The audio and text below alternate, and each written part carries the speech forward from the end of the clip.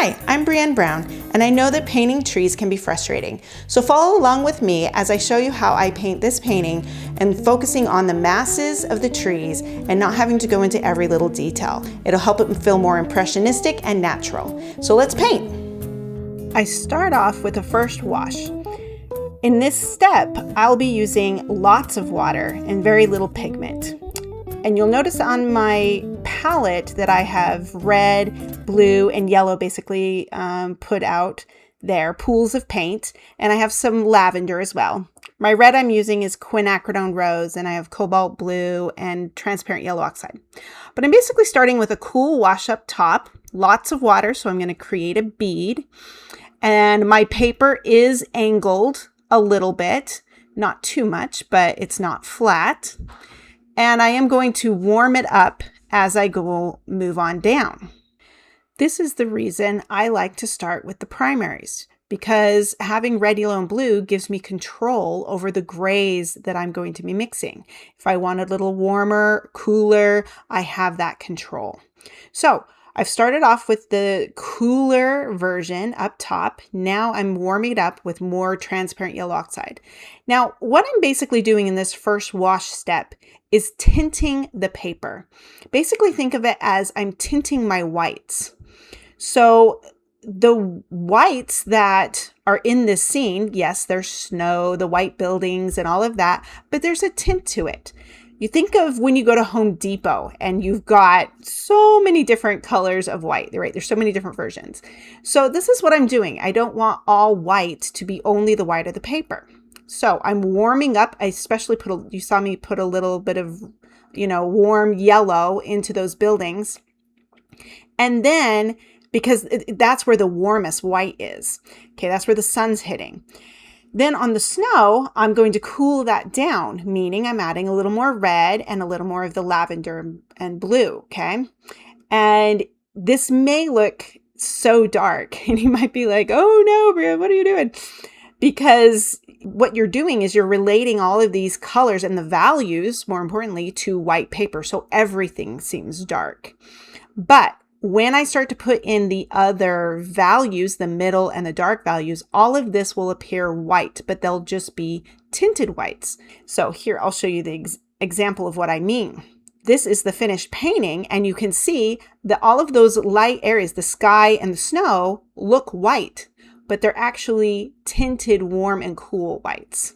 Let's back to this first wash, and I am just going down, and you can see as I'm getting to the foreground, I'm using more pigment, right? So it's cooler and it's also a little, more pigment in there. Once I finish this first wash, I let that kind of dry. It's not totally dry because I'm going to start right into that back mountain. Now I have the same colors. I'm using the same colors, but of red, yellow, and blue, but I'm adding more pigment, less water.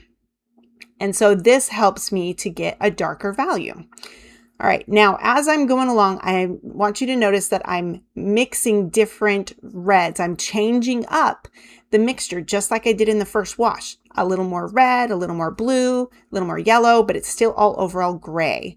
That's the power of using primary colors. Now I'm adding more pigment and more warmth as those massive trees come forward. Okay, and that's what I'm doing here. Then after I've got that big, darker, cooler mountain in the back, I'm going to bring lighter, warmer colors for those lighter trees, those sunlit trees. So this is mostly transparent yellow oxide and a lot more water so that it's lighter. Remember that paint consistency is how you can control the value of your work. But for now, as I keep going down, mixing those colors together, and I'm doing this all wet into wet while things are still damp. I want those masses to mix together. Remember, we're painting tree masses, not individual trees. What I'm doing here is getting a darker values of the underside of the trees, right? And shaping the big mass of all those branches and that kind of stuff without having to get into every little detail. Now I'm bringing in darker values even more. And this is what you'll see I do. I do an overall big mass, then I'm going to refine with a little more value. And this brings in structure. So as I bring in middle and darker values, then I'm creating more form with my trees. I'm doing a little bit of negative painting here and there to indicate some trunks in some of the branches without getting into all the details. All right, then what I can do is continue to build up more value, but I'm also going to use my finger and fingernail actually. And what I'm doing is I'm messing up the bottom edge. So I'm finessing the edge. So a mass of trees, the secret is you want to paint a mass or a blob and finesse the edge. So what I'm doing there is breaking up that bottom edge. So now it has the illusion of trunks. And so that's what we're actually going to see. But the overall mass makes it simple. And then those little tree trunks at the bottom help to indicate, oh yeah, that's a mass of trees. Then the other thing I'm going to do is take just kind of not quite as dark value, but continue to shape and form those overall masses so that the light is coming from the right side. There's a little bit of shadow and texture on the left side. So that's what I'm doing with kind of a lighter middle value. Making sure to paint around the shapes of the houses, those two sheds that are there. Trees will have sky holes, but in this case, it's going to be the dark of the mountain behind there. But that will help just give that illusion of depth. So that's why you pop in, you don't want to go everywhere, but in some spaces, those little dark areas. One important piece, once this is mostly dry, is I'm going to bring in a shadow into the bottom of those back trees. What that does is ground those massive trees. And it's just this little bit of detail that really can put your work to the next level.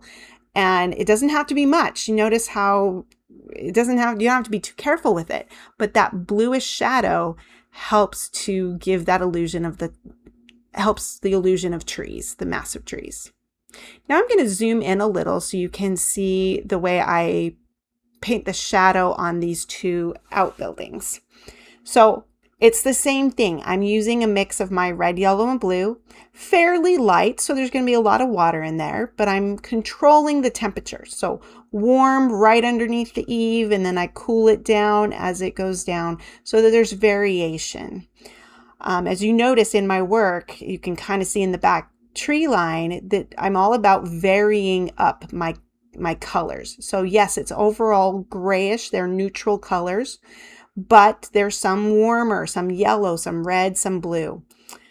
Now, I did notice that I'm going to continue painting that shadow and I want to connect it down to the cast shadow.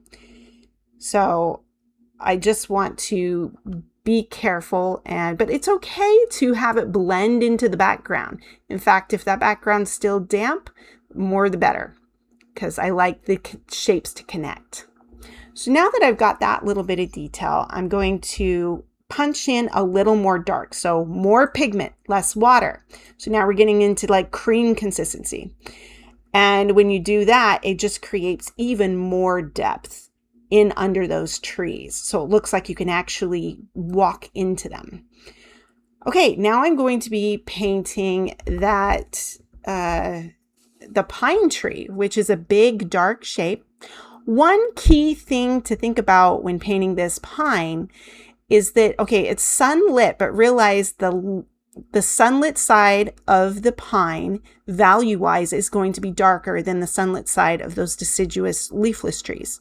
So it's just useful to know, not all shapes that are lit by the sun will be light value.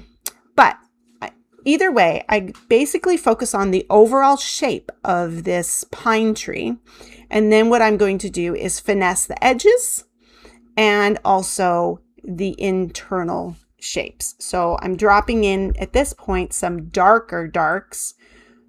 Here I did add a little bit of carbazole violet into my darks. And I'm going to then use my fingernail to scrape some texture into that. I use my fingernail a lot for that, just kind of creating texture, creating variety. Here I'll zoom in a little bit so that you can see those details in the tree. Very minimal, just simple and impressionistic. To finish the painting, I've got to now get to that mass of grasses that are peeking through the snow. It's basically the same idea as the trees. I want an overall mass of this grass, so I'm thinking of the overall large shape. I can design it how I want. I do not have to follow my reference photo exactly. And then once I kind of, within that shape, you can see that I'm adjusting the colors again. They're not all the same. I'm putting a little more green in towards the bottom. And then once I have that overall shape, I can use this rigger to create some finesse and textures, right, within that shape and on the edges. So remember, big blobs, finesse the edges. Then while this is damp, again, very similar to the trees, I'm going to drop in some darker values. What are these darker values? Same pigments, but just more pigment, less water. To finish up the painting, I'm going to take a lot lighter value and I'm going to get some variation in the snow. As lovely as that snow gradation is, it's too clean, too pure. There is going to still be some texture within the snow. It's just not going to be of high contrast. So I do it with a really watered down colors. What are the colors? Again, red, yellow, and blue mixtures, warm to cool. And that's how I finished the painting. And then there are just a few last little details. You can put as much as you want or as little as you want. And then we sign it. And that's the finished painting. I hope this video was helpful in seeing how I paint masses of trees. By painting the masses first and then finessing the edges, your paintings will look more natural and it'll be more fun. If you like this video, please like and subscribe to see more tips and tutorials. I hope that this was helpful. Have fun and happy painting.